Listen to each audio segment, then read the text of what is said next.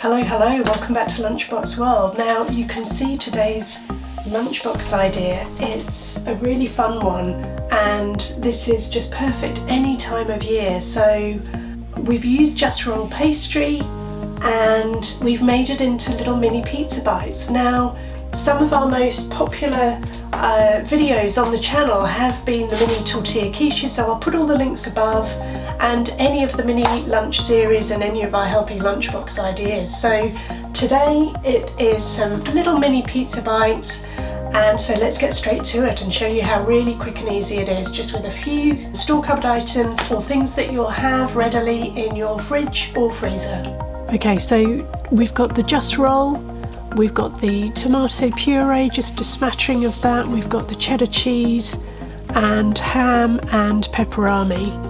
So those are just the basic ingredients. So we're going to just line a baking tray with greaseproof paper and unroll the puff pastry. And just be careful, don't worry too much if you sort of blip it, or alternatively you can just use the paper that it comes with. You don't really need the extra layer, so I've just left it there as it was. Then we're going to just slice it up into squares, little mini squares, because we're doing the little mini pizza bites. So just square it all off, and then we are going to go over it again just so that we've got the edges. So just take your time, just cut it neatly, and then we're going to do cut the edge on each one. So it's kind of like a square within a square. That'll mean that the edge will puff up and the rest of it won't. Then we're going to cleverly go over it with a fork just so that the central square doesn't puff up basically. So we're going to blob on a little bit of tomato puree onto each little square. Don't use too much because it is quite rich, and if you don't want to use tomato puree you can easily do tomato ketchup. So blob that onto all of them. You can see I went a little bit crazy, so do be careful. Not too much, that's all I'd say, because it is quite rich.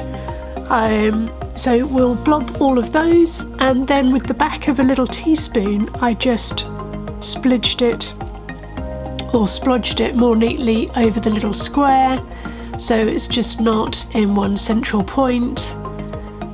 So we do that to all of them, and then next up we're going to have already pre-chopped the ham and the salami. So I decided to do half of it with ham and half of it with salami, and I just chopped it up small. You could use little mini pepperami or pepperoni if you wanted.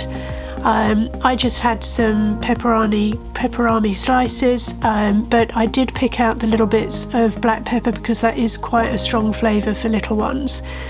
The chopped up ham I put onto half of it, so there were 12 little squares of that, and then the salami or pepperoni I put on the other half, just for variety, but you can use whatever toppings you want. And then next up I grabbed the grated cheddar. That's all I had in the fridge. You could use grated mozzarella. I just thought it was a lot quicker to just use pre-grated, but you can grate your own. And just a little sprinkling on all of them. Then I grabbed some basil and just sprinkled a little bit of that on top. You could do salt and pepper as well. I left that off. And then, the final touch is just with a brush, just dabbing on a little bit of milk around the edges, because then it just goes nicely golden brown, gives it a more professional look. But up to you, it's just whatever you feel like. So we just dab that onto all of them. Take your time, and you'll notice that I start picking up bits of basil from the topping, so maybe it might be better to actually do the basil last rather than before you brush the edges, but lesson learnt. Okay, so and then next up it's going to be going into the oven. So I preheated the oven at 190, but it really depends on your oven. Check what it says on the packaging of whatever pastry you use, and then I put it into the middle shelf of the oven. I had a look at it after 15 minutes and look, it's just perfection. I thought it came out really, really well, so I was really pleased with them. So just put them onto a little airing tray or a cooling rack so that they can cool, and you can always do this the night before and then, you know, just Tupperware them up. So in this lunchbox I used the Yum box, the extra large tapas. I put in 3, obviously gauge it on the appetite of your child. I pre-skewered the grapes, and as you know, I do like, well, my kids like the strawberry yogurt flakes, so that went into the central pot. I put in a sweet treat, the jammy Dodgers, but it's up to you, these were mini ones. And then I didn't have any mini cucumber and mini, well, cherry tomatoes, so I just used what I had in the fridge, chopped it up small. And then I added in a teeny weeny little fork so that they can obviously eat it at lunchtime, or if you don't have those, you can always put in a little serviette or something like that. And that's it, just a really quick and easy lunchbox idea.